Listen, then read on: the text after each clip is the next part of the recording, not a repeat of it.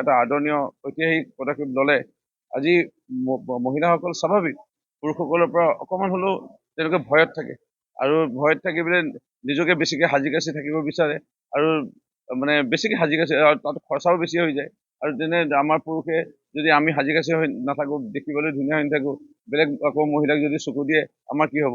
কিন্তু সেইটো বন্ধ কৰি দিলে, মানে খেল খতম কৰি দিলে হেমন্ত বিশ্ব শৰ্মা ডাঙৰীয়াই।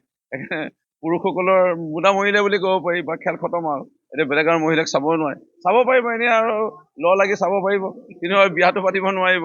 সেইটো সেইকাৰণে মহিলাসকল বেছিকৈ আজি 128 জনৰ মাজৰ পৰা প্ৰায় 100 জনতকৈ অধিক মহিলাই আমাৰ ভাৰতীয় জনতা পাৰ্টি দলত যোগদান কৰিছে। বহু বিবাহ হওক, আজি অৰুণোদয় হওক, আজি নিযুত মইনাই হওক, আজি বাল্য বিবাহ ৰোধৰ হওক, মহিলাসকলৰ বাবে উদ্যমিতা আঁচনি প্ৰদানৰ যোগেদি এটা নতুন অধ্যায় সূতা কম্বল আঁঠুৱাৰ পৰা কৰ্ম সংস্কৃতি গঢ়ি লোৱা সেই কংগ্ৰেছৰ যিবোৰ মানে ঠগৰামী আছিলে মানে পলিচি বা আঁচনি, সেইবোৰৰ পৰা ঘূৰাই আনি ৰাইজক কৰ্ম সংস্কৃতি গঢ়ি তোলাৰ যিটো ব্যৱস্থা গ্ৰহণ কৰিলে, এটকাও নিদি চাকৰি আৰু যিকোনো চাকৰিতে 50% পুৰুষ 50% মহিলা, কোনো মুখ্যমন্ত্ৰীয়ে সাহস কৰা নাছিল।